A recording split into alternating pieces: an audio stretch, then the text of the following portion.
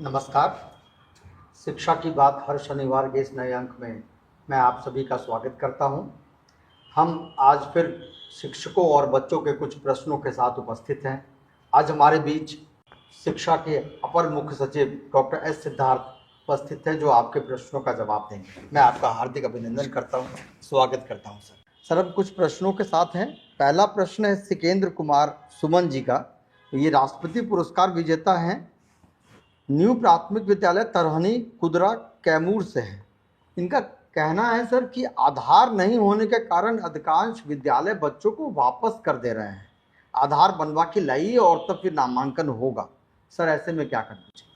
देखिए, हम लोगों ने सभी को बहुत स्पष्ट इंस्ट्रक्शन दिए हैं कि जैसे ही बच्चा अपने क्लास का पूरा कर लेता है, उसे उसके क्लास में एडमिशन कराना है। चाहे उसका आधार नहीं हो, उसका डेट ऑफ बर्थ सर्टिफिकेट, कोई भी कागजात की ज़रूरत नहीं। नामांकन लिखवाएगा और ये टीचर और जिला प्रशासन का काम है कि उसके जो दस्तावेज है, उसका बर्थ सर्टिफिकेट है और आधार है, उसको बनवाना है। किसी भी बच्चे को स्कूल से वापस नहीं भेजना है कि उसका कोई कागजात, आवासीय प्रमाण पत्र, आधार या इवन डेट ऑफ बर्थ अगर उसका बना नहीं हो तब भी उसको वापस नहीं करना है। ये जिला प्रशासन का काम है, प्रखंड विकास पदाधिकारी हैं, पंचायत का है जी। इन लोगों का काम है कि वो अपने सभी दस्तावेज उस बच्चे का बनाए जी। हम लोगों ने समय दिया है उस कागजात बनाने का जी। लेकिन मैं सभी शिक्षकों से अनुरोध करता हूं कि ऐसे कोई भी बच्चे को वापस नहीं करें जिसका दस्तावेज अपूर्ण हो। हमारा लक्ष्य है कि 100% बच्चों का नामांकन विद्यालय में हो और ऐसा कोई भी बच्चा गांव में नहीं घूमे जो विद्यालय में नहीं पढ़ता। एक मिली भटनागर है, प्राथमिक विद्यालय हरदोई टोला बलीगढ़ रूनी सैदपुर की। ये कहती हैं कि गुणवत्तापूर्ण शिक्षा को ध्यान में रखते हुए छोटे बच्चों की कक्षा हेतु दीक्षा जैसे ई लर्निंग प्लेटफॉर्म को बेहतर बनाने के लिए हम शिक्षक क्या कर सकते हैं? देखिए, सबसे पहले जो छोटे क्लासेस हैं जी, उसमें बच्चों को पढ़ाना सबसे कठिन काम। बिल्कुल। देखिए, बड़े कम से कम एक अक्षर ज्ञान तो जान ही जाते हैं, गणित ज्ञान जान जाते हैं। बिल्कुल। लेकिन जो सबसे छोटा बच्चा होता है, जो क्लास 1 और क्लास 2 का बच्चा होता है, उसको पढ़ाना सबसे कठिन काम है। और जब तक आप कोई इनोवेशन और इनोवेटिव और उसके रुचिपूर्ण तरीके से उसको नहीं पढ़ाएंगे, तब तक वो बच्चा शिक्षा ज्ञान ग्रहण नहीं करेगा।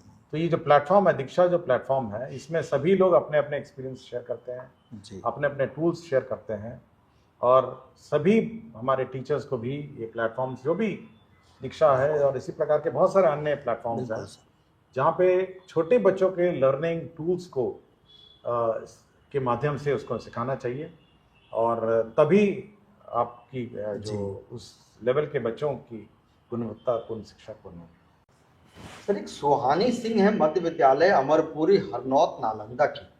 ये कहती हैं कि सर, शिक्षा विभाग के शीर्ष अधिकारी को टीएलएम मेला में शिरकत करते हुए आश्चर्य और खुशी दोनों हुआ। हम सभी ने अपनी अपनी क्षमताओं के साथ प्रदर्शन भी किया। सर, मेला में आकर आपको कैसा लगा और इस मेले की नियति विभाग किस रूप में देख रही है? उस दिन बहुत व्यस्त था जी, लेकिन मेरी अपनी रुचि थी कि टीएलएम मेला में मैं जरूर जाऊँ और मैं किसी तरह समय निकाल के गया और मैं सारे स्टॉल गया। मेरे ख्याल से जितने भी टीएलएम थे मैं सबके स्टॉल्स किया और मुझे लगा कि जो उत्साह टीचर्स में है और जो जोश है कि बच्चों को कैसे इनोवेशन के माध्यम से पढ़ाया जाए, चाहे वो उर्दू हो, चाहे वो मैथमेटिक्स हो, चाहे वो साइंस हो, चाहे इंग्लिश हो, चाहे हिंदी हो, जो उत्साह वो टीचर्स में मैंने देखा जी, वो बहुत ही काबिल तारीफ है। और अगर ये उत्साह मेरे सारे जो टीचर्स हैं विभिन्न स्कूलों में जी, अगर यही उत्साह रहे जी, तो मेरा अपना मानना है कि शिक्षा व्यवस्था को मतलब शीर्ष पे पहुंचाने से कोई नहीं रोक सकता। और मैं बार बार कह रहा हूं, मैं एससीईआरटी को भी मैंने कहा कि भाई जो इन्होंने टीएलएम क्रिएट किए जी, उसको आप डॉक्यूमेंट करिए, उनके वीडियोस बनाएं और इसका प्रचार प्रसार सभी स्कूल्स में करें ताकि सभी स्कूल के जो टीचर हैं वो इसका उपयोग करें। बिल्कुल।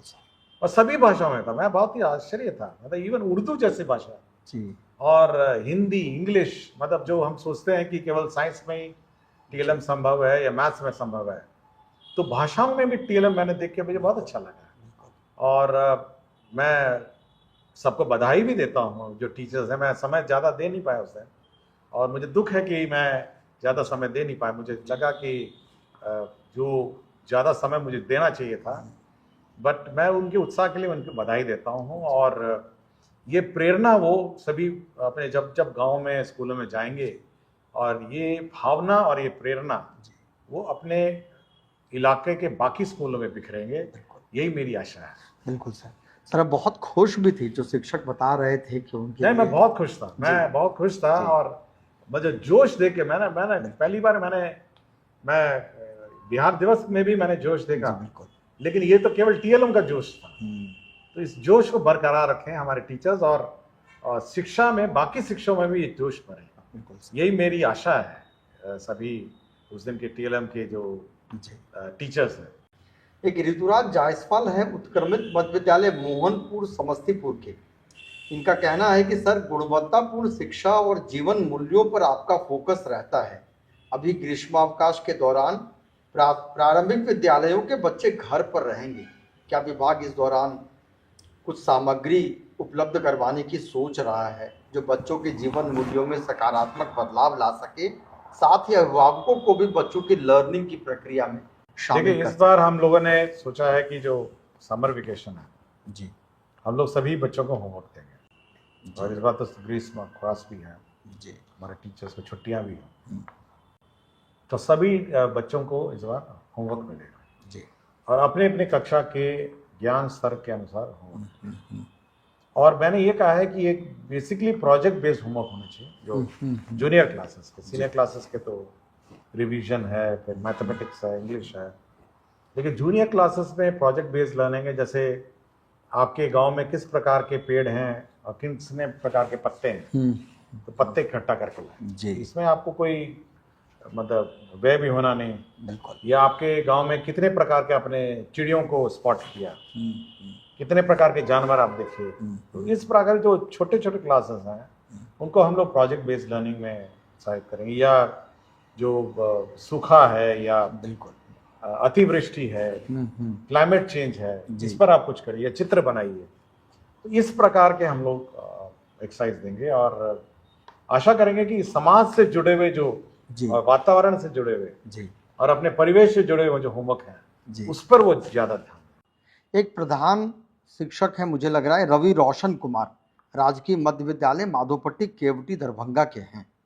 इनका पूछना है कि सर, प्रधान शिक्षक एवं प्रधानाध्यापक के लिए विद्यालय संचालन हेतु कोई हस्त पुस्तिका अथवा निर्देशिका उपलब्ध करवाई जा सकती है? हम लोग एससीईआरटी को बोले हैं, वो एक गाइडलाइंस बना रहा है। आज ही ड्राफ्ट मैंने उसका देखा है, तो गाइडलाइंस बन रही है, ऑलमोस्ट ड्राफ्ट बन गई है, और इस ड्राफ्ट को हम लोग पब्लिश करेंगे फॉर कमेंट्स। मैंने कहा है कि इसको प्रिंट करके देने से अच्छा है पहले कमेंट्स ले लिया जाए कि कोई संशोधन की आवश्यकता है। एक बार कमेंट्स में आ जाएंगे संशोधन के साथ, फिर हम इसका प्रसारित करेंगे। जी।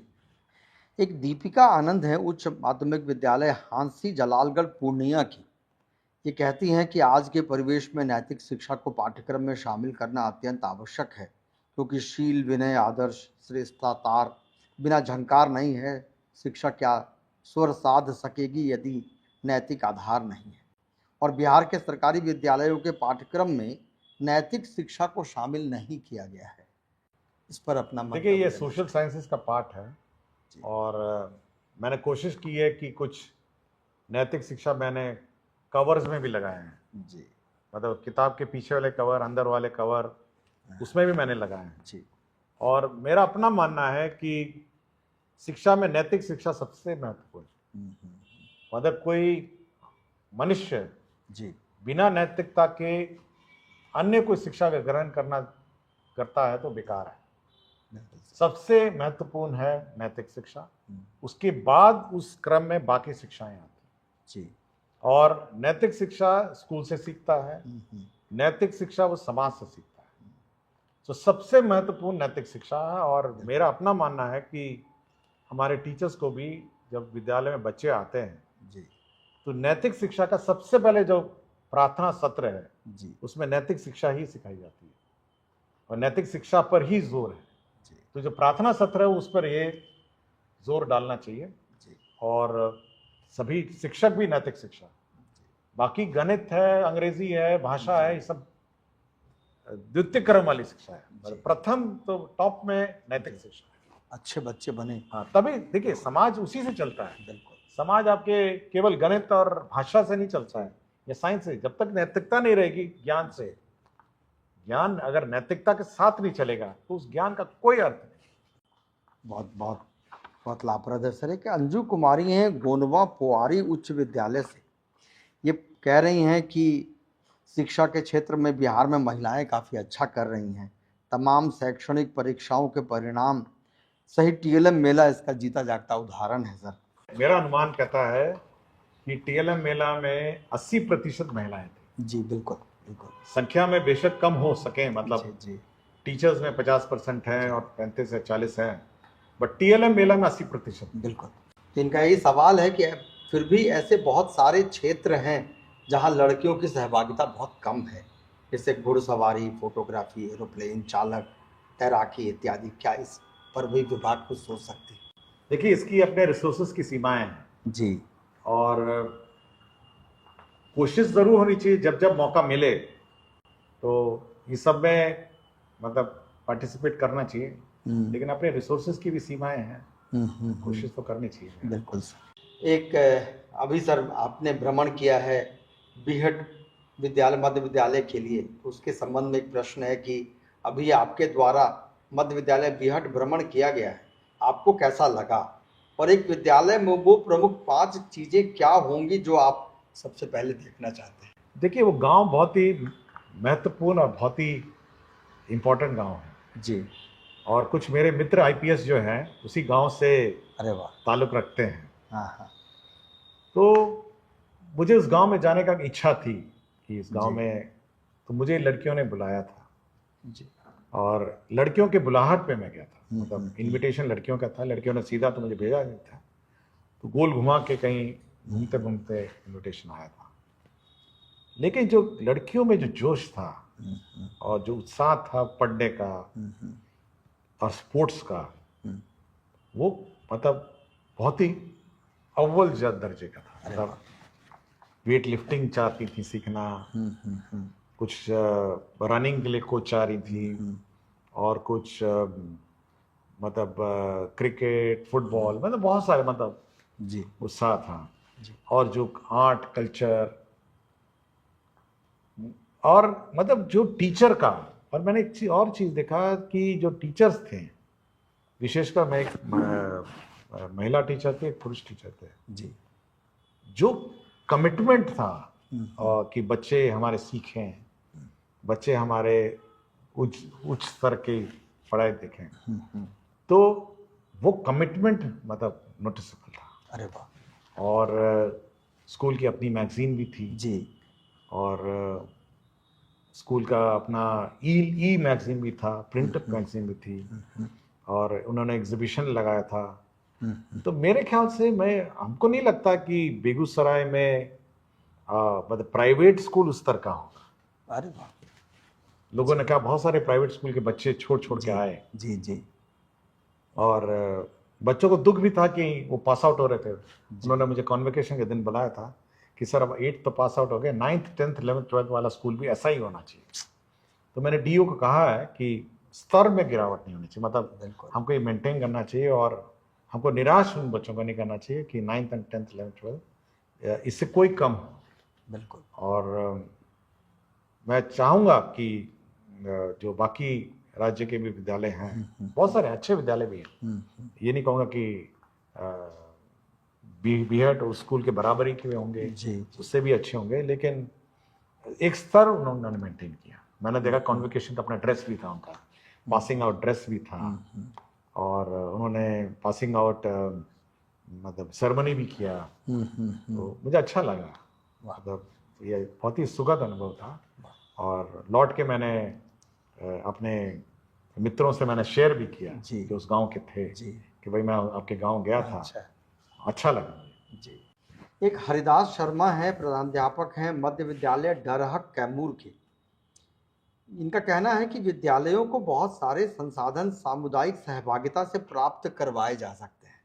साथ ही सामुदायिक सहभागिता से शिक्षा व्यापक, सहज और टिकाऊ होती है। क्या विभाग प्रभावी सामुदायिक सहभागिता प्राप्त करने हेतु विद्यालय को एक मार्गदर्शन उपलब्ध कराने का देखिए, सोच मैंने रहे हैं? देखा है, मैं बहुत सारे स्कूल्स देखा। मैं जी। बीआरटी की बात कर रहा था, मैं जगह गया तो एनटीपीसी ने टेबल्स दिए थे, बेंच डेस्क दिए हुए थे। और बहुत सारे स्कूल्स जाता हूँ तो इंफ्रास्ट्रक्चर जी स्टेट बैंक ऑफ इंडिया देता है, कुछ बैंक्स भी देते हैं। ये सुझाव ठीक है कि एक फॉर्मल सिस्टम होना चाहिए। लोग ज़मीन देते हैं, मतलब वो भी ज़मीन भी सामाजिक सहभागिता से ही मिलती है। तो हमको कोई परहेज नहीं है, मतलब अगर पब्लिक कंट्रीब्यूट करे इंफ्रास्ट्रक्चर में, लेकिन एक प्लान्ड वे में हो। ऐसा ना हो कि कहीं कुछ और बना दिया और कुछ ऐसे कर दिया कि हमको बाकी प्लान डेवलपमेंट में बाधा आना हो। बिल्कुल। तो एक बार हम प्लान एक गाइडलाइन निकालेंगे इसका जी कि आपको अगर कंट्रीब्यूट करने हैं अपने स्कूल्स में जी, तो किस प्रकार आप करेंगे। बड़ा यूजफुल होगा सर। एक चांदनी समीर हैं, मध्य विद्यालय दाऊद नगर मुजफ्फरपुर की। इनका कहना है कि वर्तमान परिवेश में शिक्षा का क्षेत्र अत्यंत विस्तृत हो गया है, किंतु कक्षा में आज भी केवल किताबी ज्ञान या इंस्ट्रूमेंटल लर्निंग पर बेस्ड है। हमने टीएलएम मेला में भी देखा कि नैतिक मूल्यों संबंधित प्रदर्श सिर्फ मेरे द्वारा बनाए गए हैं, जबकि एनईपी में उल्लिखित है कि शिक्षा का असल उद्देश्य एक सभ्य नागरिक बनाना है जो समाज के लिए उपयोगी एवं कल्याणकारी हो। तो क्या करिकुलम में एक नैतिक कक्षा का आयोजन किया जा सकता है तथा शिक्षा विभाग में ऐसे कौन से कदम? देखिए, जो पहला सत्र है स्कूल का, जी प्रार्थना सत्र है, वो नैतिक मूल्य ही का सत्र है। और उस सत्र में आपको नैतिक मूल्य सिखाना है, मतलब बच्चों को नैतिक मूल्य सिखाना है। तो सत्र तो है, और किस स्तर तक आप सिखाते हैं ये महत्व रखता है कि आप कैसे सिखाते हैं। बट पहला सत्र वो नैतिक मूल्य का सही सत्र है। तो हमारा फोकस जरूर है नैतिक मूल्य किसी पाठ को। एक सिकेंद्र कुमार सुमन है, राष्ट्रपति पुरस्कार विजेता हैं, न्यू प्राथमिक विद्यालय तरहानी कुदरा कैमूर के। आदरणीय एसीएस महोदय, आज के समय में कंप्यूटर शिक्षा अनिवार्य होती जा रही है। वर्तमान में कंप्यूटर शिक्षण की सुविधा केवल मध्य विद्यालय या ऊपर की कक्षाओं में उपलब्ध है। प्राथमिक स्तर के वर्ग 3 से ऊपर के बच्चों के लिए कंप्यूटर शिक्षण देखिए, अभी हम क्लास 6 से शुरू करेंगे। क्लास 6 ऑनवर्ड्स हम लोग कंप्यूटर शिक्षा शुरू कर रहे हैं कि कम से कम 6, 7, 8 जी, और 8 के बाद रेगुलर लैब्स हैं जी, 9, 10, 11, 12 है, बट 6, 7, 8 में उसी क्लास में हम लोग कर रहे हैं जी। अभी 1 से 5 का मैं अभी हम लोग अभी रिसोर्स में जी इश्यूज में हैं, बट 6 से हम लोग कंपल्सरी कर रहे हैं जी। 1 से 5 नहीं कर रहे हैं, लेकिन उम्मीद है कि जी भविष्य में जब भी हमको अलॉटमेंट मिलेगा या रिसोर्सेज परमिट करेंगे, जब हम 6 से कंप्लीट करते हैं फिर हम 1 से 5 तक। जी जी, बहुत बहुत शुक्रिया सर, आपने सभी प्रश्नों का उत्तर दिया है। बहुत बहुत धन्यवाद आप सभी का।